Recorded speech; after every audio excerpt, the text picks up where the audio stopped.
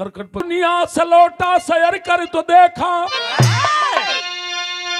देखा करोड़ों करोड़ों है दानी,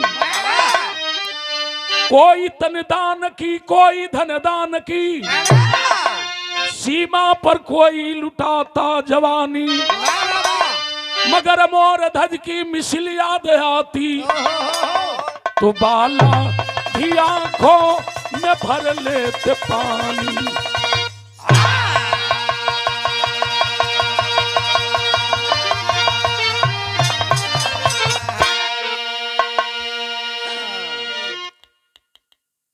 भगवान कन्हैया जोगी के भेष में अर्जुन को बुलाते हैं। कलम बड़ा बनत रहा तो चला दुनिया के सैर करा दी। अर्जुन भी अलन कल चली कल ऐसे ना जोगी के भेष बना ला। जोगी के भेष बना लिए, धर्मराज को बुलाए और धर्मराज को बुला के माया के शेर बनौलन है। और माया के शेर बना करके ले करके भगवान कन्हैया चलन ये दुनिया का भ्रमण करे बदे। आज जब चलन है ओ समय के बाद दिल की बिरहा में गीत लगल। कौन गीत बा?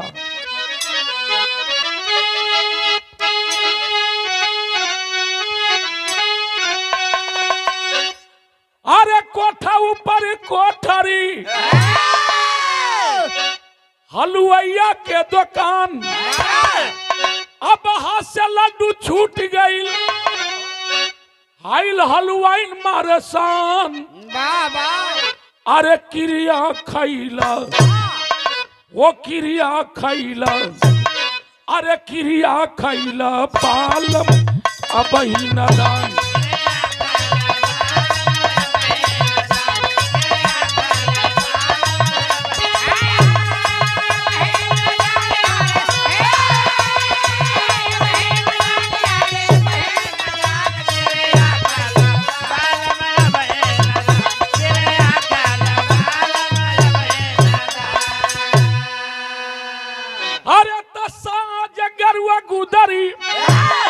संग में अर्जुन भगवान वही मोर ध्वज के दुआरी परी, हाई करने लगे बखान शेरवा हमरे वो शेरवा हमरे, अरे शेरवा हमरे राजा जाते दुकान।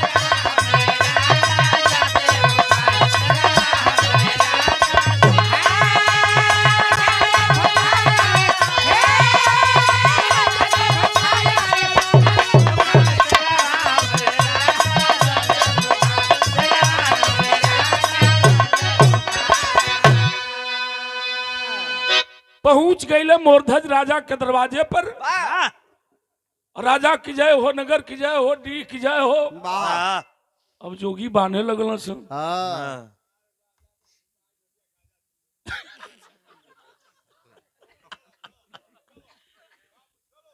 हम वो राजा के नाम बात करते हैं जो उनका जवाब मांगत रहा। हाँ ठीक है ठीक। तर वहाँ राजा है तीन रजे के बाद बताओ थे। मोरध्वज राजा कहले आई आसन ग्रहण करी, आदेश दिए पानी आइल कहला हाथ गोड़ धोले पानी पी ले कहला नहीं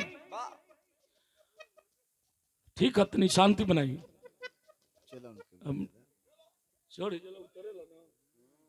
ये धरती पर दो तीन गो ऐसा चीज बा, दो तीन गो ऐसा चीज बा जो ना के क्वालिटी है।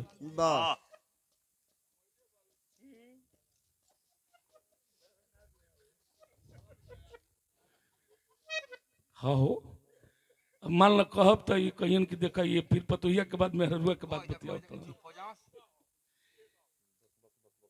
कहल जला कि माई निहारे पोटरी मेहरिया निहारे मोटरी, तो मेहरिया मोटरिया निहारी। अगर बिरहा गा के जाइए मेहरारू के पाकेट हाथे में ना जाए तो लोग के दिन भर खाना निक नहीं लगी। कितना ले बोला ना राजा भैया एकदम हम झूठ नहीं कहब, तू बड़ा ना क दिन तुहार पाकिट में आइल मारत ऐसे ना। और ड्यूटी पर मीनाक्षी के लगाई तुहरा ले ली से ना। अच्छा का करब राख के आखिर मैं छोड़ के जब जो ही के बाद तो जाए दो।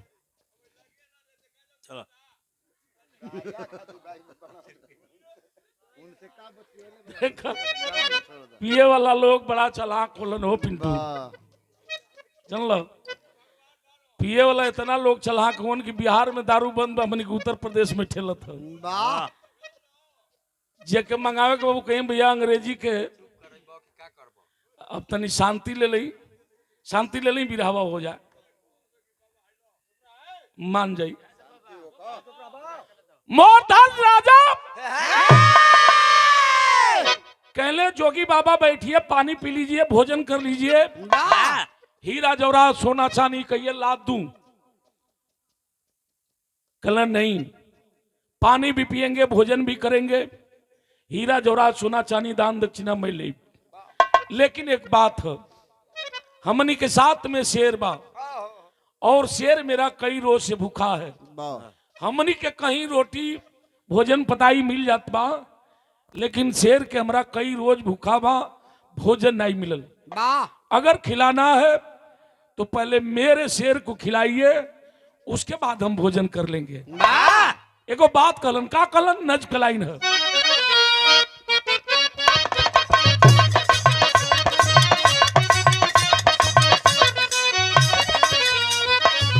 ललर ललार ललर लार ला ललार ला ललर ललार ललर लार ला ललार ला।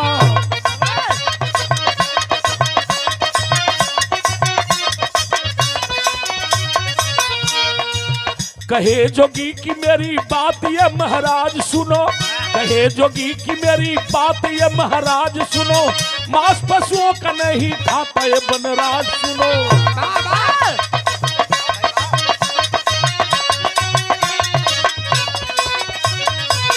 मांस पशुओं का नहीं शेर ये खाने वाला, कोई दाता न मिला शेर खिलाने वाला।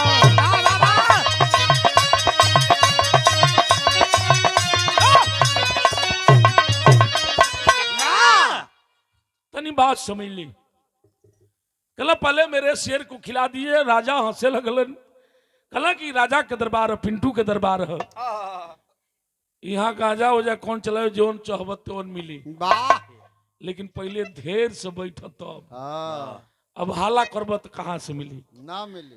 कल बैठिए, भोजन करिए, अभी सिपाहियों को भेज करके 2-4-10 गो खसी भेड़ा मंगवा के तोरे शेर के खिला देतनी। कोनो बतख थोड़े मंग खियावे के रहल। जोगी कहला सुनो राजा, मेरा शेर आहार करेगा लेकिन खसी भेड़ा कना। कहला कि भाई तब कहीं बतके वाला का, कहला तब का करी, फरमा पर से 2 खचोली मुर्गा मंगा दी। कहला कि नहीं, कहला तो का करी, मछरिये मंगा दी का, वे ठीक रहे। कहला कि ये काटा कुटी के बात करबा, हमारा शेर भोजन करेगा लेकिन किसी मनुष्य का मेरे शेर को भोजन कराइए। राजा के कलेजा कांप गए, कहला जोगी बाबा ही का कहली, अब क्यों न व्यक्ति के ला के तोरे शेर के सामने डाली। जोगी कहला राजा सोच लो, अगर नहीं खिलाओगे तुम्हारे दरबार से हम भूखे चले जाएंगे, लेकिन तेरा नाम बड़ा है और दानी हो, कि कहीं ऐसा न हो कि दानियों से तेरा नाम कट जाए, जबान तेरी खाली चली जाए। राजा काला की नाम, ये धरती पर बहुत लोग हुन गरीब दुखिया जो पैसे पर बिक जाएंगे, खरीद करके ला करके तोरे शेर के सामने डाल दी तो शेर भोजन कर ली। राजा के सामने जोगी हंसलन, खल नहीं राजा, खरीदा हुआ मांस, खरीदा हुआ व्यक्ति मेरे शेर को नहीं चाहिए। अगर खिलाना है तो अपने घर से किसी व्यक्ति का मांस खिला दो। और राजा सोचे लगलन कि एगो रानी हमर बड़ी, एगो हम बनी, ये कही लइका बा, हमनी के बुढ़ापा के सहारा है, मर जाने के बाद इस राज का वारिस है, आखिर के हम डाली। राजा सोचे लगलन प्रजा के लिए और दरवाजे के मान सम्मान की बात है, मेरी जबान खाली न जाए। खुद स्वयं मैं राजा होते हुए शेर के सामने रहूंगा। मेरा शेर हार करेगा, अपने शेर को छोड़ दीजिए और मेरा भोजन कर ले। जोगी कला नहीं राजा, एक काम करिए, तुम पुराने व्यक्ति हो और तुम्हारा मांस पुराना है, मेरा शेर भी पुराना है। एकाध को दांत टूट गई राजा लेखा। वो तो खाली चिलमिए पजियत है। अगर खियावे के बाद तो किसी बच्चे का मांस अपने मेरे शेर को खिला दो। एगो बात कहलन, का कहलन विराम में तरज है।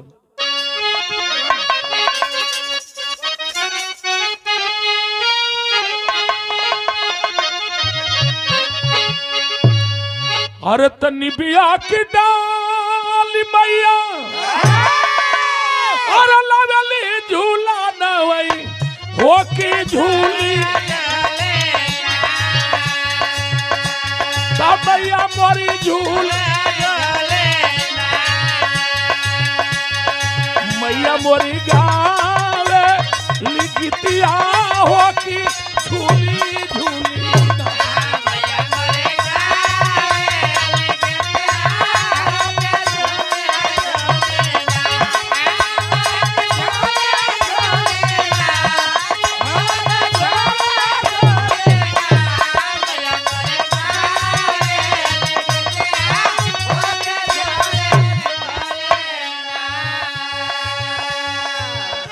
और स्वर्गीय कांता यादव जी के नातिन की तरफ से रंजना और संजना, देखा खिला के नातिन के आज सबके बाद तो फुलवारी के छोड़ के कांता यादव गई हुन। बेचारी नातिन भी रोत है कि बाबा बैठलो रहलन। राजा तो खाली गांजा पर बनो, वो तो खाली दही दूध खात रहलन। ई प्यार है, ममता है। 100 रुपये का सम्मान शुभ आशीर्वाद बच्चिन के बाबू के सब भाई लोग के प्रणाम पर लगी है। जोगी एगो बात कहलन, आप लोगन बदे भी आगा होती। जोगी एगो बात कहलन, पिंटू का कहलन कि बोले तब राजा नवा हाजिर और बाटे हमारो तानवा होली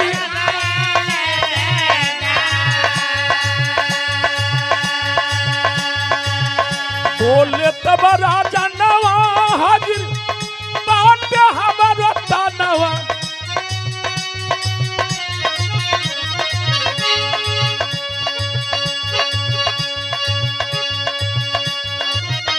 बोले तब राजा नवा हाजिर बाटे हमारो तानवा होया भाई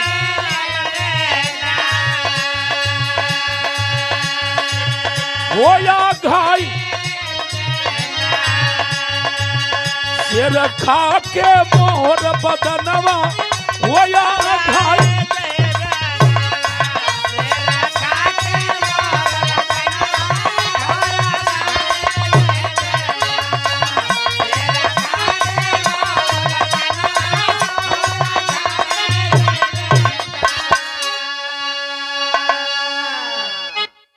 राजा कलन की हम तैयार है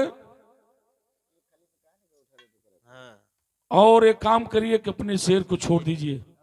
कलन क्या ऐसा नहीं हो सकता, खिलाना है तो एक काम करिए राजा, अपने बेटे का मांस मेरे शेर को खिला दो।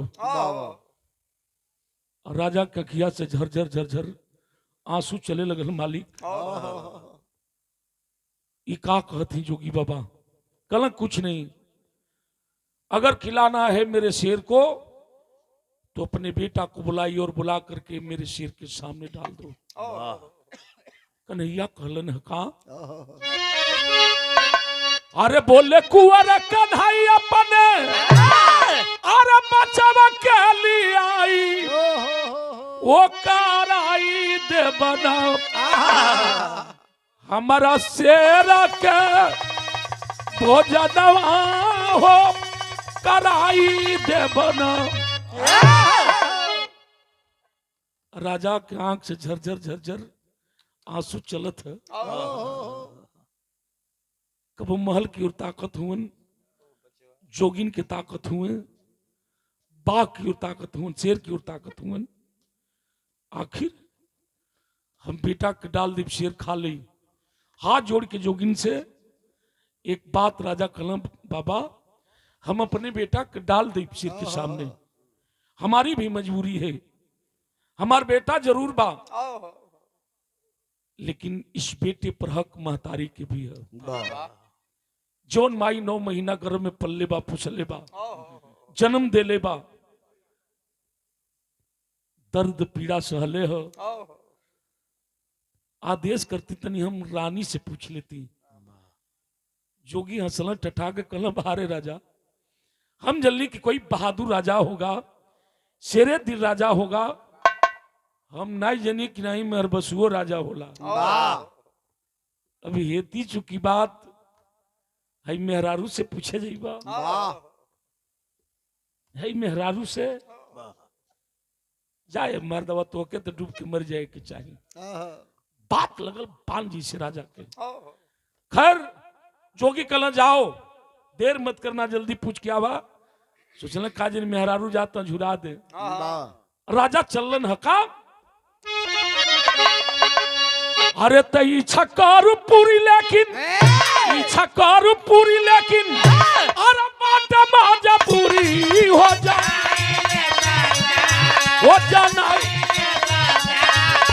दादी से खबरिया हो जाना।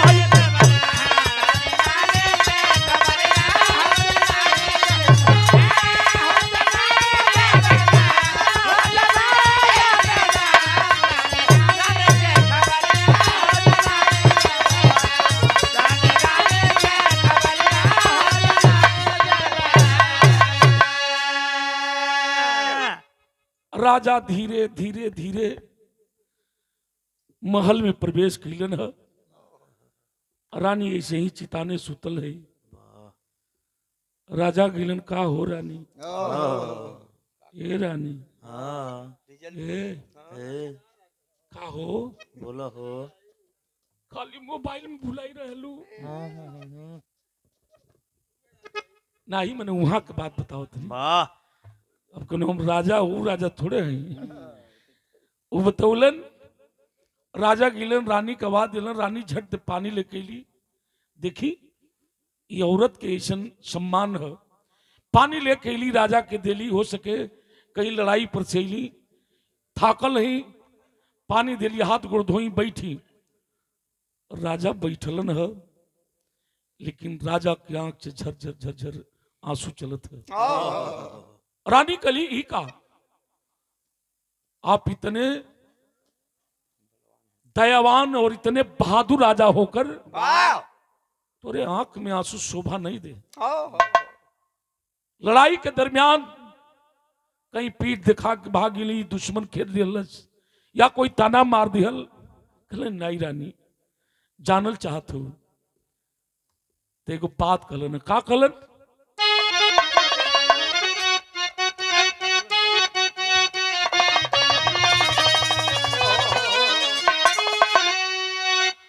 अरे सोनी और मोनी की है जोड़िया जी, साजन गरीब सजनी अमीर। तरजिया ले मजा भी रहवा में है बाबू। कहला कि 2 साधु आए हैं दुआरे गोरी, शेरवा खातिर तोहरो आई लालन मांगे। रानी लोटा के पानी रख के आइए थपरी बजा बजा लगली हंसे। जाए बहुचट राजा, ऐसा तोहरा पहाड़ टूट गई कपार पर। अरे साधु संत हुवन, जोगी फकीर हुवन, आइल हुवन, शेर लेके आइल हुवन। हमनी के जब छोट छोट रही जा, हमारे याद बा पिंटू, अब कहाँ जमाना बा ना। हमनी कर रहली जे छोट छोट हाँ पाइट पर घूमी जा, तब का उघारे घूमी जा। वो मोटे मोटे रोटी बने, ओहो, जौ के, हाँ गेहूं के, हाँ जी, चना के, हाँ कुल में रवनी। हाँ सब्जी ना उस समय मिले, ना हो। केहू केहू के घरे मिले, ओहो, और नमक का पिसल पिसल पैकेट के आवत था। हाँ हाँ हाँ लो सुनो रहे हो, चटनी पिसा जाओ, अब पिसल नमक आवता न तो उसला रोड़ीदार हाँ, कटैलवा नमक आवे, हाँ भूख लाग जाओ तो माई से कहीं जे माई बड़ी भूख लगल है। ओहो, सब्जी ना रहे तो रोटिया पर करू के तेल गिरा के और ओरगरे नमक रख दे, हाँ, और के चोंगियाई जा खूबे, वाह, चोंगिया के ओकरी बाद ऐसे लिलोर के चुंगिया के आ मुट्ठी में लेके घूम घूम काटल करी जा, खाइल करी जा, काटल करी जा। हाँ आ खात रह झड़ा फिरत रह। छोट पर करे लोग भाई।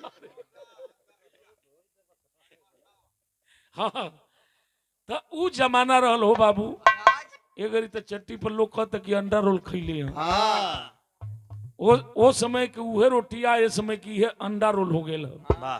तो आइटम उहे बा, खाली ओकर उथू बदल दिए लगी बा। वाह, रानी कली पागल बनल हुआ, दुआरे पर जोगी आइल हुन, शेर लेके आइल हुन। पहले जोगी फकीर चले, बानर बनरी लेके चले, वाह, बानर बनरी के नाच होके लइका बात उन ले के घर से आवे, केहू गेहूं ले आवे, चावल ले आवे, जौन रहे तो लिया के दे, वाह, पैसा रुपया, वही से ओकर परिवार के जीविका चले। वाह, कुछ ऐसनो जोगी आवे कि सरंगी लेके आवे, वाह, ले टेम टांग ले 4 बजे भोरे में भजन गावे। हाँ, आ जब दिन होके तो लइका घेर लो से बाबा ए, तनी सरंगिया बजाव, हाँ, तो सरंगिया से बजाओ तो आवाज निकाल के ये सरंगी हाँ, कान कटबू। हाँ, एगो की दूनो। तो वो समय जमाना रहल, जोगी फकीर उन इतने ना, ऐसा जोगी लेके आवे कि कुछ भालू लेके आवे, वाह, बाऊ काय खातिर वाह, थोड़े नियर लइका के गाड़ी फुकवाए खातिर। सही कहतनी, जवन लइका दुबर पातल रहे ओकर सुखंडी हो जा, तो बाप में तारी टांग के ओकर जबरदस्ती लेके जा, वाह, मीनाक्षी ले जाके कह के तनी भलुइया के मुंहवा खोल दा, अब पेटवा खींच के ओकर और चुतरा कर दे के तनी फूक दे तो मैं ठीक हो जाई। अब साला सुई पर सुई लागता, तब लेट चलता, और तब वो रोग दूर नहीं के होत। पहले वो शक्ति रहल, तनी से केहू के कटा जाओ तो गोबर छाप ले, अब गोबर छाप देव तो टेकनस हो जाई। वाह, अंतर बा न भैया, हां कान छोड़ी मत रोई। कहले नहीं रानी तू समझी नहीं मेरी बात को। ओ राजा एगो बात कहला समझा के कहा, कहल कि अरे शेर कई रोज से हाई भूखाइल रानी, खाए बदे तोहरो लालन मांगे। तब तो रानी के करेजा फाट न गई, लपक के राजा के पैर पकड़ ली, रोवे लगली पिंटू देखो भैया सुतत हुअन, और रोवे लगली नहीं सैया महल अटारी राजपाट सब कुछ दे दी, कौन ऐसा धरती पर बाप मतारी हुई जो न अपने बेटवा के शेर के सामने डाली। और रोक के रानी राजा से एगो बात कर लिए, का कली विराह में तरज है।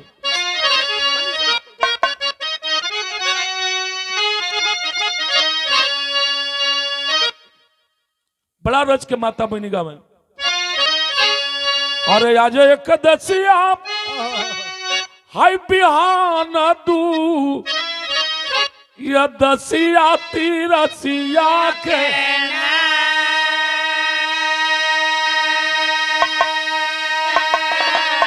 अरे तिरसिया के ना अमुरहा मांगला गवनवा तिरसिया के ना। पहले कुल गवैया का में वाह, ऐसने बिरहा होके तुम मर्द मेहरारू के होत बा, पहले मर्दा मर्दी नहीं होवे, अब मेहरारू मर्द के होत बा बिरहा। चिढ़ा के तनी मेहरारू कुल गाँव का गाँव गाँव की उखिया में खेललू, अरे रहरिया में खेललू, भुलाई गईलू ना, अरे भुलाई गईलू ना, अहे करियावा के सुधिया।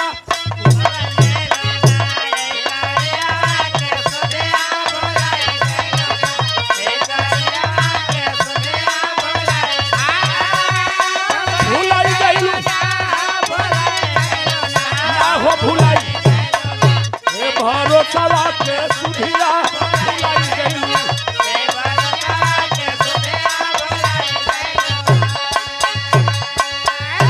यही के मेरे रुआ गाँव की तनी ताकिला, अरे तनी ताकिला दुवरिया पर का लिखल बा, तनी ताकिला।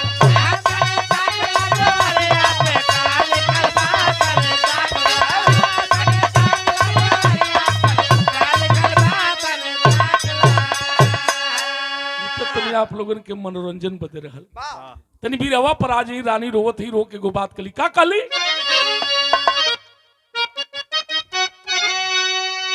कहली कि पियावा के पैया हरे पकड़ी के भवनिया रोवा न लागी ना, हे पंचो रोवा न लागी ना, आया सुवन से चारनिया धवा न लागी।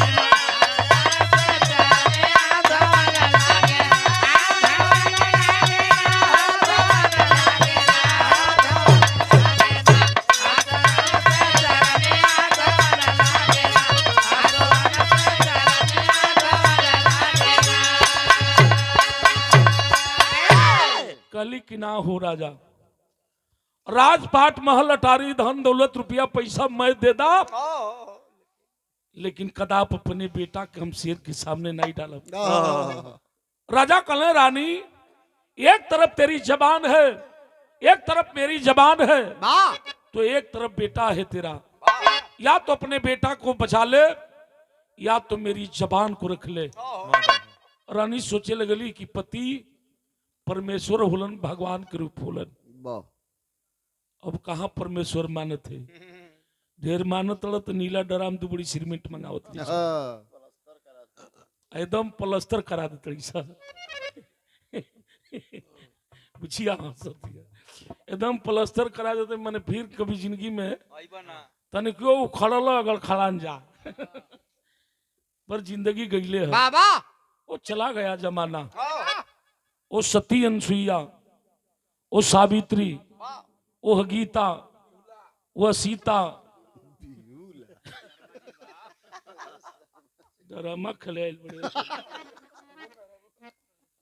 तो वह नाम था और नाम के साथ उसका अंश भी था। बाबूजी और वो थे कुछ भी हो जाए हम अपने बेटा कनाई दिवसिया। अब आ दिया राजा, रानी एक तरफ तेरा बेटा है, एक तरफ मेरी जबान है, दोनों में से किसी एक को बचाना है तुझे, या तो अपने बेटे को बचा ले या तो मेरी जबान रख ले। कपारे पर हाथ धैली रानी, अपने सिंगार और सिंदूर के निहारत है और सोचत है कि अगर जबान हमारे पति के चल जाई, भगवान के रूप हुवन, पति मने परमेश्वर भगवान होते हैं, तो हमार सुहागिन भइल ये धरती पर व्यर्थ हो जाई, धिक्कार हो जाई, कदाप अपने पति के जबान नहीं जाए दे। एक तरफ बेटा है, बेटा चल जाए लेकिन अपने भगवान के वचन हम खाली नहीं जाए दे। अभी रानी सोचते है और रोवत है, ये तनी में तो गजब हो गई बाबू। अरे तने में आई गई ना ताम्र ध्वज ललानवा, पूछा न लागना, अरे पूछा न लागना, आई पूछा न लागना, माई रोई रोई कारानवा कह न लागी ना।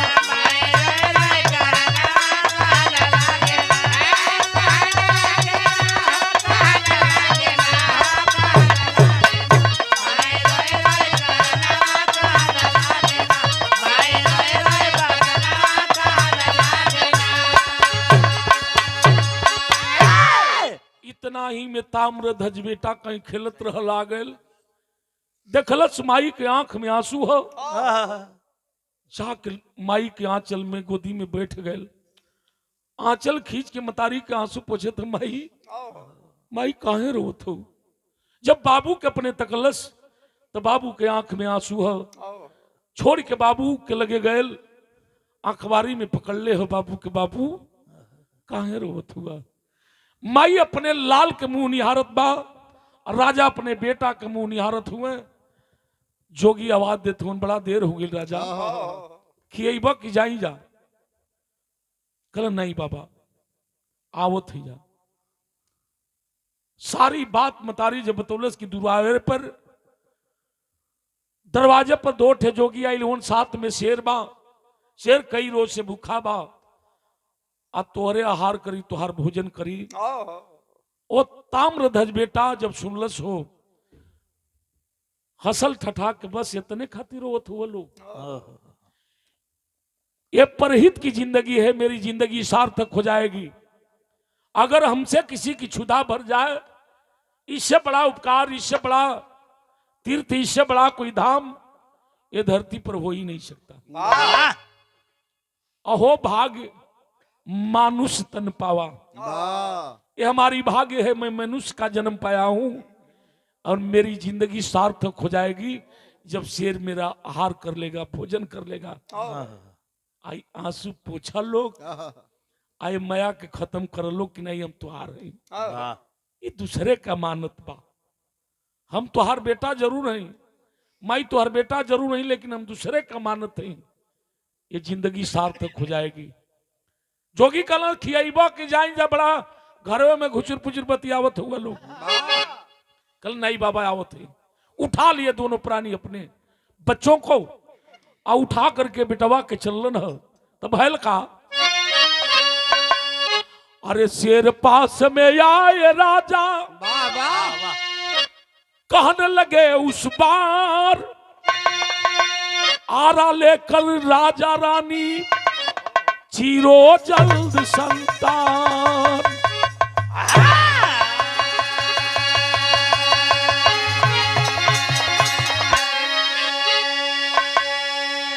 लेके अपने बेटा के पहुंचलन जोगी के लगे, कलम बाबा हम तैयार रही और अपने शेर को छोड़ दीजिए।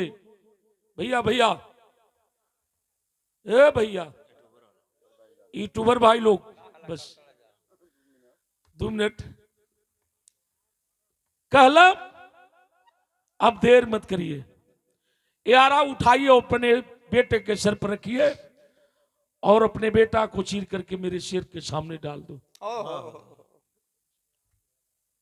राजा रानी उठौलन हयारा, सर पर रखलन, बड़ा मटकौली, बड़ा गीत सुन ली। लेकिन एक बात बता दूं, किसी ने गाया था कि यारा हिले बलिया हिले छपरा हिले ला, तो हर लचके जब कमरिया तो सारे राजा सारी दुनिया हिलेला। ये राजा जी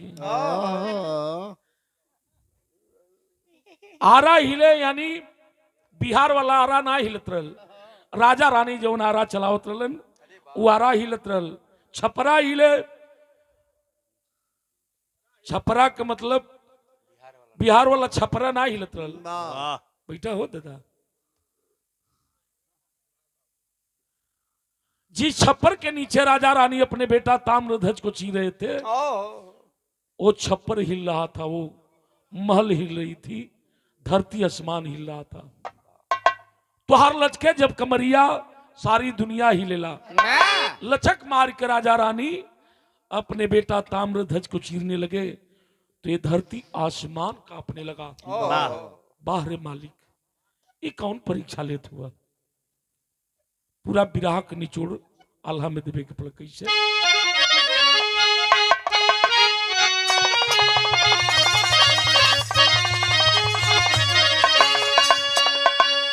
हर जैसे मग बदरिया में हई कांपे बूढ़ी गैया,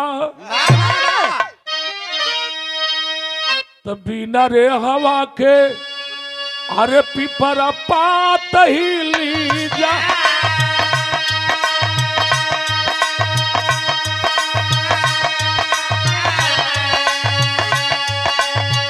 वैसे ही कर जवानी के हिली गई।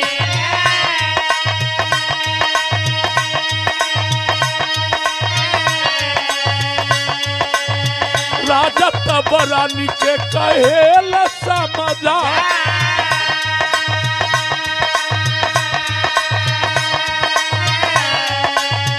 राखिला इज्जत चाहे राखिला धर्मा।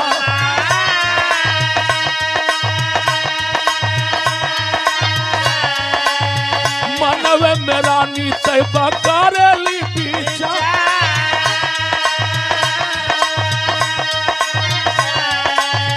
कैसे कचिरता दया पन्ना लालना।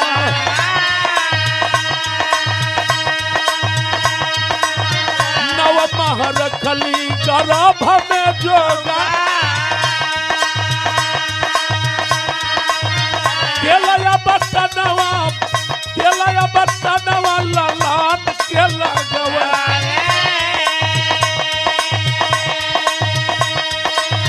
केलया बटनवा ललान के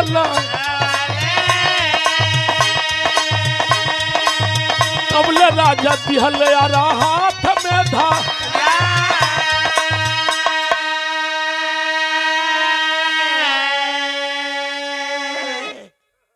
जोगी कहते हैं कि देर मत करिए, अपने बेटा के सर पर आरा रखिए और चलाइए। जब बेटा के सर पर राजा रानी आरा रखलन, कौन ऐसन मतारी ना हुई होकर कलेजा ना फट जाई। अपने लाल के माई निहारत बा, 9 महीना गर्भ में पोसली पलनी जन्म देली, तेल भुकवा लगौली। ऐसन समय आ गई कि आज अपने हाथ से अपने बेटा के चिरे के परत बा। रानी भर भर राजा और रानी दोनों रो रहे हैं। बाबू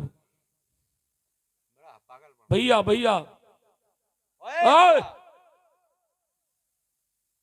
धीरे धीरे राजा रानी दोनों रो रहे हैं। खड़ा हो गए जोगी भगवान मुरली मुकुंद जदवंश हंस नायक कन्हैया। जोगी के भेष में कले राजा सुनो, बेटा को चीरे हो लेकिन चीरते वक्त ध्यान रहे, देखना कहीं तेरे बेटे के आंख से आंसू न आ जाए। अगर तोरे बेटा के आंख से आंसू आ जाई तो हमार शेर ये मांस के भोजन नहीं करी, आहार नहीं करी। राजा रानी कपारे पर बेटा ताम्रध्वज के सर पर रखले हुए आ रहा। कल देर मत करिए चिरिए, लेकिन ध्यान रहे देखना, अगर बेटे के आंख से आंसू आ जाएगा मेरा शेर आहार नहीं करेगा, भोजन नहीं करेगा, इसलिए कि आपका ये मांस अशुद्ध हो जाएगा। कल देर मत करिए चिरिए। कैलन का बाबू अरे हरा हरा यारवा की चनता लागे,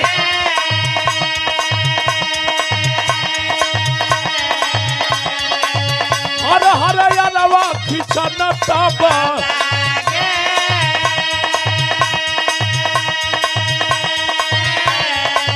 पाया हो पलंग से बहेला बाबूनी,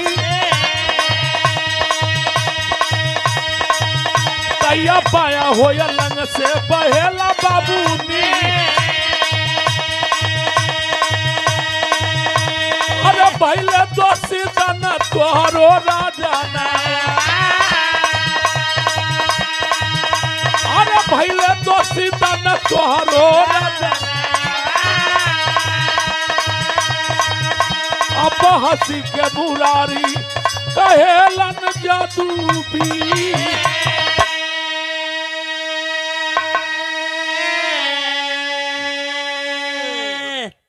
बेटा को राजा रानी चीर रहे थे, रानी भी निहारे बिटवा के, राजा भी निहारे, और तब तक बाबू पाया आंख से ताम्रध्वज के आंख से हर हर हर हर आंसू चलने लगा। भगवान कन्हैया जोगी के भेष में खड़ा हो गए और हाथ उठा करके रोक दिया, आरा रोक दीजिए। ओहो। राजा, मैं पहले कहा था देखना बेटे की आंख से आंसू न आए, देख लो तुम्हारे बेटे की आंख से आंसू आ रहा है। अब हमार शेर तोरे बेटा के आहार भोजन नहीं करी। राजा हाथ जोड़ के कहला ऐसा न करी बाबा, बेटा के यहां तक चीर दे ले ही, ऐसा मत करिए। रानी भी हाथ जोड़ के नहीं हो रहा करत रही, ऐसा मत करी। कहला कुछ नहीं, अब मेरा शेर आहार नहीं करेगा। जोगी से राजा कहलन बाबा, हमरे बेटवा के बायां आंख से आंसू आवत बा, लेकिन दाएं आंख से आंसू नहीं आ रहा है। इसका मतलब कि ये बायां अंग अशुद्ध है और शुद्ध दाहिना अंग है, तो दाहिना अंग का आहार आपका शेर कर लेगा। लेकिन बाएं आंख से आंसू आ रहा है इसलिए कि मैं अशुद्ध हूं। इसको इस धरती पर कोई चिड़िया चुरुंग या कोई जानवर जंतु पूछने वाला नहीं। ऐसे रोवत बा कि अब हमार का हुई। तू तो ठीक बाला कि तुहार शेर बात उनहार करी, भोजन करी, ओकर क्षुधा भर जाई, तो आप तो तर गए, लेकिन मेरा क्या हुआ? मेरा तो कोई नहीं, मैं अशुद्ध हूं। जब इतनी बात राजा कहलन, जोगी कहलन हंस के कि वाह राजा धन्य हो, एक काम करो चीर दो अपने बेटे को। चीर दियलन दोनों प्राणी, और जब चीर दियलन तो दाहिना अंग को जोगी बाबा कहते हैं कि शेर को डाल दो। शेर के डाल दियलन, दाहिना अंग के बाद उन शेर खा गए, बचा बया अंग।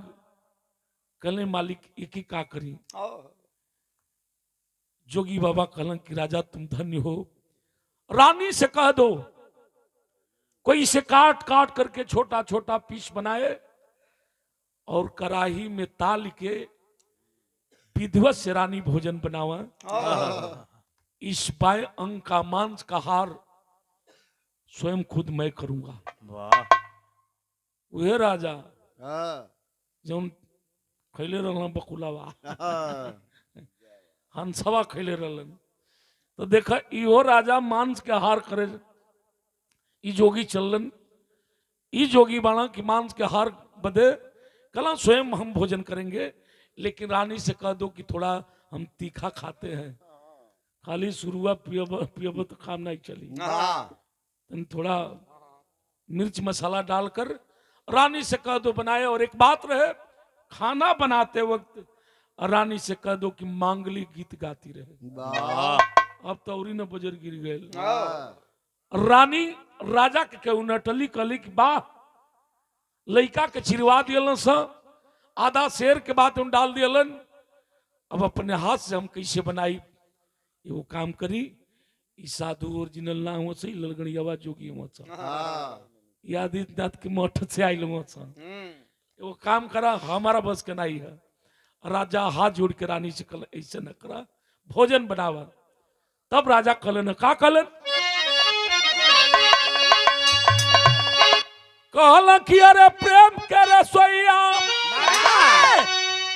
हे रानी प्रेम से रसोईया आज बनावे के पड़ी। हो रानी साधुन के भोजनवा करावे के।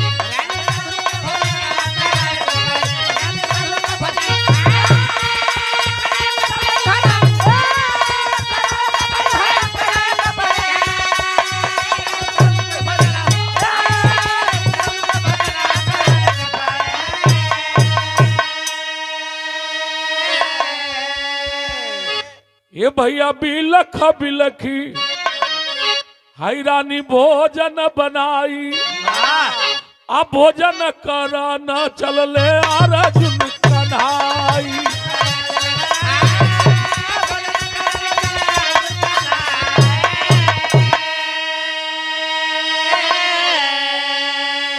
ये रानी 5 गो परोसवा लगावे के पड़ी।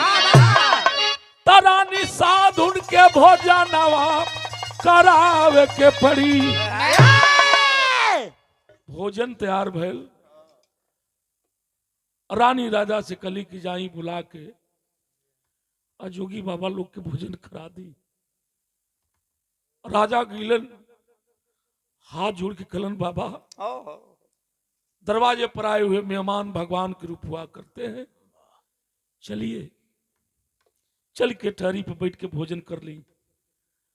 दोनों जोगी गिलन बैठ गिलन, दो ही थाली में रानी भोजन कर ली है, कार की अल्ले के लिए लिया कटहरी पर रख दिए। राजा कलम बाबा भोजन करिए आप लोग। कल ये क्या कर रहे हो? दो ही थाली में, 5 थाली में भोजन लाओ। राजा कल की भाई 2-4 गो नहीं होनी बाड़ा से खाया तो कल ठीक भाई वो काम करी, बोलवा ले रहती तो संग ही बैठ गई रहती, वो सबके खा ले रही थी। कल नहीं, पहले 5 थाली में भोजन करवाओ। 5 थाली में रानी भोजन काट के लिया के ठहरी पर रख देली। 2 थाली पर दोनों जोगी बैठल हुए, 3 थाली खाली है। कल बाबा बुला लेती, बुला के भोजन करी थी, आप लोग भोजन करती। कल एक थाली पर राजा तुम बैठ जाओ। और रानी ताकतड़ी राजा की और कल की सुना, अरे मैं नाच दिया सखा। खैर राजा एगो थाली में बैठ गिलन, 2 थाली बच गई। दूसरी थाली पर जोगी कहते हैं रानी आप भी बैठ जाइए, तू खा लो। खैलो के कुछ सीमा होला। रानी भी बैठ गई, बच गई एक थाली। कल एक घरे बदे जोगी कल कि अपने बेटा को बुलाओ। कौन ईशन बाप मतारी हुई बाबू? कल का करती, अब हम कौने बेटा के बुलाई? ये कहीं बेटा रहल, वो चीर के शेर के सामने डाल देली। आधा मान शेर खा गया, आधा थाली में परोसल है। हम क्यों नहीं बेटा के बुलाई बाबा? जोगी कहला इसका मतलब कि तुम निपुत्री हो, तुम्हें भगवान औलाद नहीं दिए। हम भाग्यशाली बानी कि हमर नाती भइल बा। मीनाक्षी 25 तारीख के खाए के बा, सोहर गावे के बा, सोहर गावे के बा, सोहर पर मोहर मिली। ये खुशी है मीनाक्षी जी, ये करा ले बोल खुशी धरती पर ये ना हो कि आँख के सामने खिला लो, पहिरा लो, उड़ा लो। यही जिंदगी है, यही सार्थक जिंदगी होगी और यही चाहिए। भगवान करें आपो के मालिक पूछें, ऐसे ही बात उन चलत रहे। ऐसा कभी ना हो जो निपुत्री हो जाए। जोगी कल इसका मतलब कि तुम निपुत्री हो, और ध्यान रहे कि हम निपुत्री का यान जल तक पानी तक नहीं पीते। हटाओ थाली, और नहीं तो बेटा को बुलाओ। कल बाबा क्यों नहीं बेटा के बुलाई? ऐसे न करी। कल ना, जब तक तुम्हारा बेटा आएगा नहीं तब तक हम भोजन नहीं करेंगे, पानी तक नहीं पिएंगे। माई बाबू रोवत हो राजा रानी और रो के एगो बात कलन। रानी अपने आंचल के फैलौली है, आप फैला के रो के अपने बेटा के गुहार लगौली, एगो बात कर ली। का कहली बाबू? अरे भैया राजा और रानी, राजा और रानी हाथ बलल नवई के ठेरा। अरे अब हो लाना लाजा राख ले बाबू।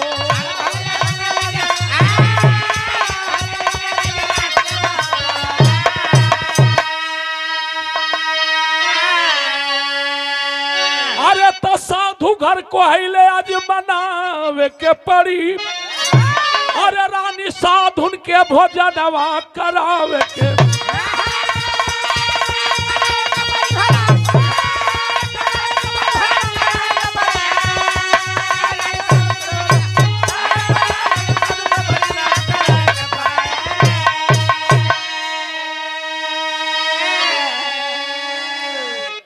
राजा और रानी जब अपने बेटवा गवा दिलन कि बेटा ताम्रध्वज कहाँ हो लाल, आओ आओ मेरी लाज रख लो बेटा, लाज रख लो। मतारी का आभास हुआ कि हमार बेटा आगना में चलत है, ना लगेला, अनुभव हो गया, आभास हो गया। वाह रानी अब आओ न देखली ताव ठहरी पर से खड़ा भैली आ दौड़ पड़ली है, गईली है अगना में।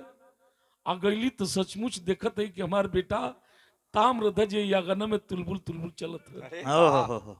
बारे माई की ममता अपने बेटा के लिए की। और रानी अपने लाल के चुम्मे छाटत है, आओ खो गई मतारी, सब कुछ भूल गई। देखिए ये माँ की ममता होती है। वाह सूद बुद्ध मैं खो गई बेटा के आगे। अकना ही के हुआ बा बैठल बखाए बदे का मांगी ना मांगी कुछ नहीं, सिर्फ बेटा। ई औलाद के गम हो, ई औलाद के प्यार हो। अरे वाह ऐसन थोड़े बात बा, औलाद के गम बाप के पता चलेला। आओ जब औलाद नहीं होला जब रास्ता से गुजरब तो कुछ लोगों की नजर पड़ती है कि हो आओ फलाना हुन, उहे के पीछे से जाला तो ये लड़की के हो तो फलानवा के बाबू हुन। वाह जब ले बेटा नहीं रहे, बेटी नहीं रहे, तो ले बाप के भी अंश औलाद पर ना आवेला। आ जब बेटा बेटी जन्म ले लेलन तब ये लड़की फलानवा के माई है तो ये फलानवा के बाबू हुन। जोगी कहला बड़ा देर हो गई और रानी ना अली, राजा देखता, राजा भी गईलन। अब राजो अपने बेटवा के देखलन तो वो भुला गईलन कि कोई आई था। वो अपने बेटा के चुम्मा चाटत हुए। ऑटोमेटिक राजा के दिमाग घुमल किए भाई जौना बेटा के चीर के शेर के आधा डाल देनी जा, आधा थाली में परोसल बा। वाह अब बेटा हमार जिंदा बा, इसका मतलब कि कोई साधारण जोगी नहीं। आओ ये 50 रुपये का सम्मान स्वर्गीय कांता यादव जी के नाती प्रियांशु बाबू की तरफ से। अब आखिरी लाइन चलता, जोन बचल कुचल होके दे दे जन तो बाबा बैठ के ताकत हो जान। बहुत बहुत स्वागत। ई बेटा जिंदा बैला वो भाव पर है। बहुत बहुत स्वागत। सब भाई लोग के प्रणाम पर लगी। गईलन राजा और रानी अपने बेटा के लेके और हाथ जोड़ के खड़ा भइलन, आपके यही असली रूप में आई। तब बतावे के पड़ल, प्रगटे अर्जुन संग भगवान, प्रगटे अर्जुन संग भगवान, हंसते आ गए रतन सुजान। कहलन कि अरे सरवा हमरे, अरे सरवा हमरे, वो सरवा हमरे राजा जाते भूखान।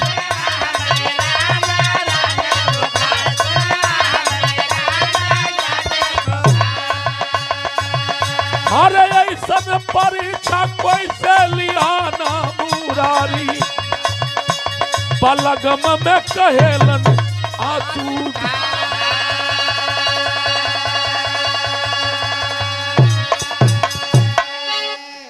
और पिंटू बाबू, हमारे जितने यूट्यूबर भाई आए हैं सभी लोगों का सम्मान करिए, माला पहनाकर। बहुत दूर दूर से लोग आए हैं। फिर बाबा ना आई हैं तो हम चाहेंगे कि भाई लोग के सम्मान हो जाओ।